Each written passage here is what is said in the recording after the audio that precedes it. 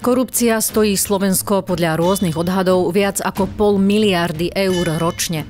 Podľa skupiny Zelených v Európskom parlamente tu môže byť dokonca až 11 miliárd eur ročne.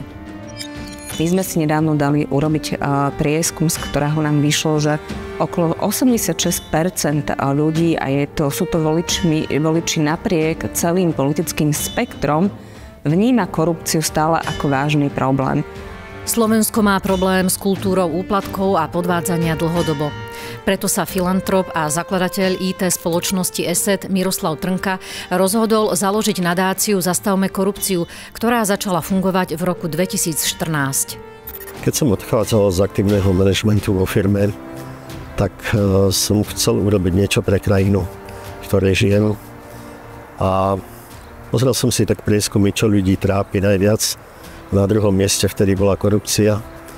A to bola téma, ktoré sa nikto vlastne nechcel chytiť. Tak som si povedal, že keď nikto to nechce, tak ja to môžem skúsiť. A výsledky sa dostavili. Nadácia Zastavme korupciu dokázala za 10 rokov odhaliť mnohé korupčné kauzy a poukázala na sporné verejné obstarávania. Za všetky možno spomenúť iba IT zmluvy na finančnej správe, na ktoré sme upozornili pred rokmi. Dnes v súvislosti s týmito zmluvami stojí pred súdom vplyvný podnikateľ Jozef Brhel. Akcia sa volala Mýtnik. Možno povedať, že bez toho, aby môj bývalý kolega neupozornil na tieto zmluvy, tak nikdy by sa možno vyšetrovanie ani nezačalo. Nadácia si postupne vybudovala dobré meno a tak sa na ňu s podnetmi obracajú aj bežní ľudia, ktorí okolo seba vidia nekalé praktiky. Boli to sťažnosti občanov Mariánky, ktorým sa zdalo, že starosta vyberá poplatky vo forme úplatkov. Túto kauzu sme riešili, aj sme ju dotiahli pred súd. Spomínaný starosta bol naozaj za korupciu, za úplatkárstvo odsúdený. Prvým riaditeľom nadácie bol právnik a bývalý člen súdnej rady Pavol Žilinčík, ktorý sa dlhodobo venuje fungovaniu právneho štátu. Považujem to za fantastický krok, zvlášť vzhľadom na to, aké personálne obsadenie vlastne tvorí nadáciu. Pretože inštitúcia môže byť akákoľvek, vždy je to o ľuďoch a to, aký tím sa v nadácii vytvoril, to som ani nesníval. Takže to je vynikajúce. Neskôr ho vystriedal publicista a spisovateľ Pavel Sibila. Na toto obdobie spomína ako na jedno z najlepších vo svojom profesionálnom živote. Nadácia rozbiehala svoju činnosť a odhaľovala prvé kauzy. Spomínam si na prípad nemocnice svätého Michala, kde sme poukázali na veľmi predražený nákup. Samozrejme v tom čase kontrolné orgány a vláda Smeru, neviem už koľká to bola, to videli inak, ale potom nám iné úrady neskôr dali za pravdu. Nadácia Zastavme korupciu tak už 10 rokov bojuje so systémom úplatkov a našich ľudí.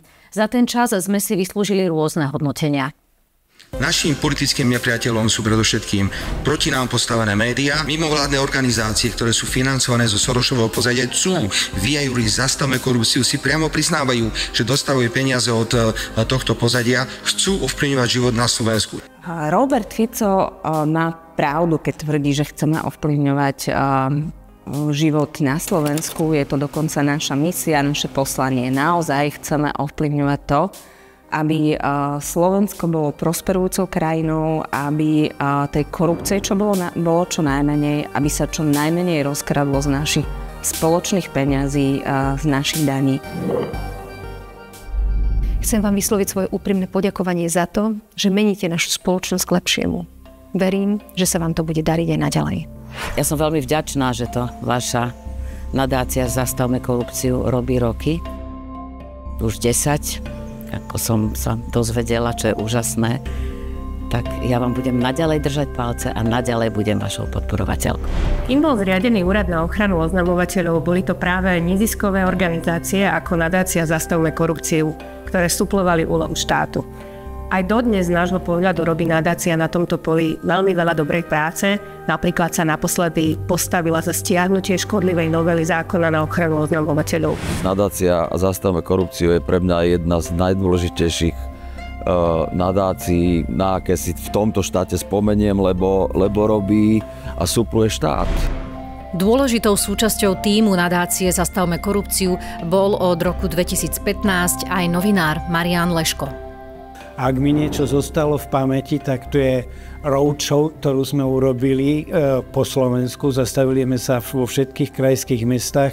Vtedy tam so mnou bola Petra Trnková a bolo to niečo, na čo spomínam dodnes, pretože zastavovali sme ľudí a hovorili sme im, o čo nadácii ide.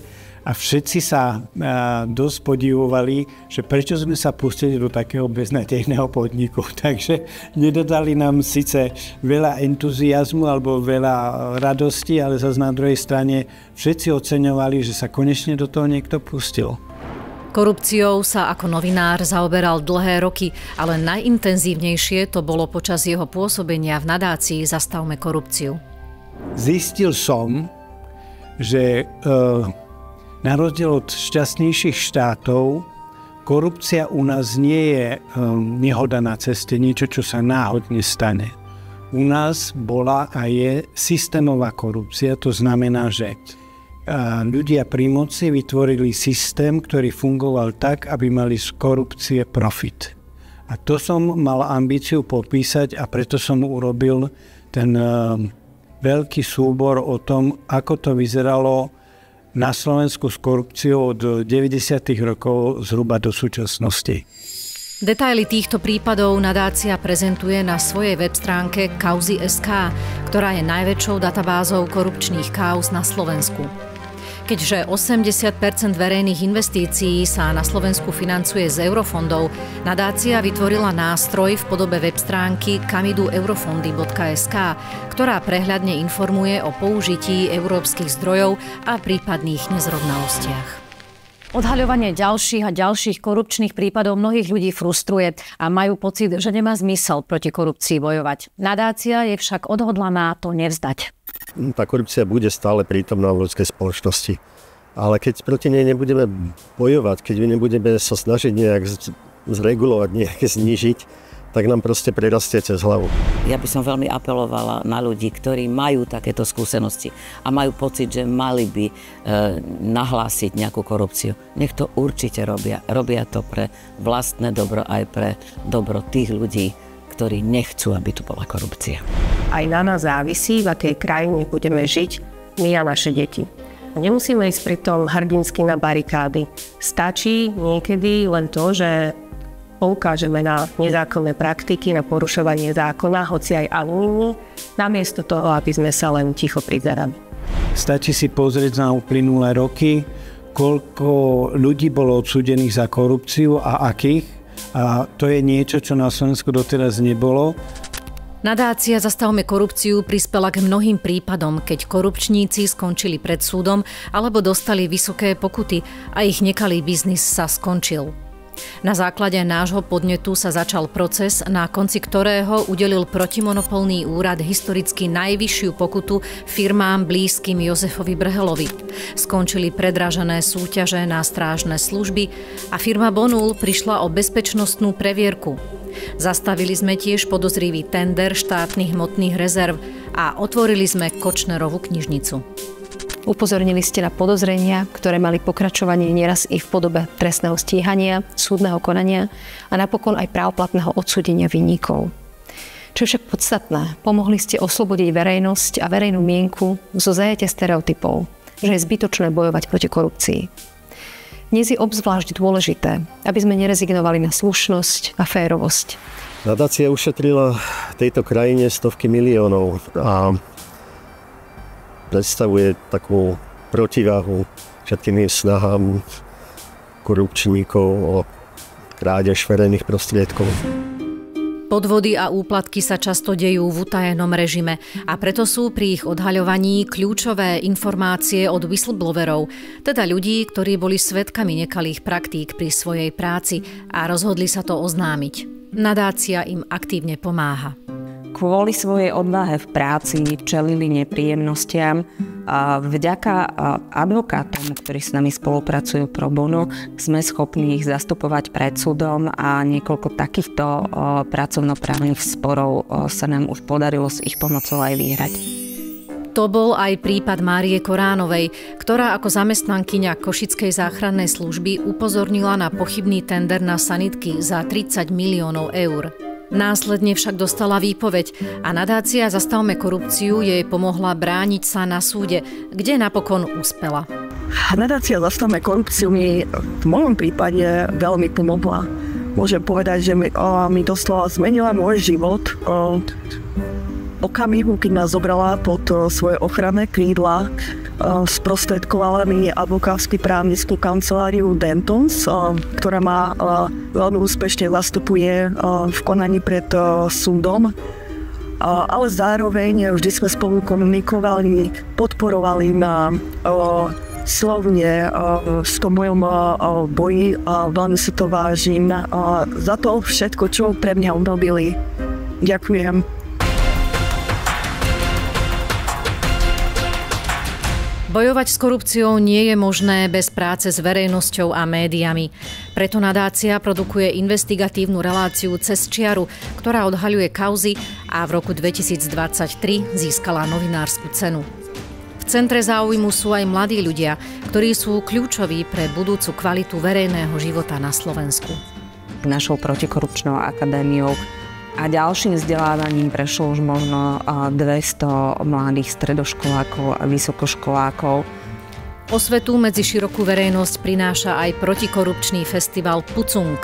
Každý rok na jar pritiahne do Košíc množstvo osobností, ktoré diskutujú o tom, ako zlepšiť spoločnosť a obrazne povedané vypucovať ju od korupcie.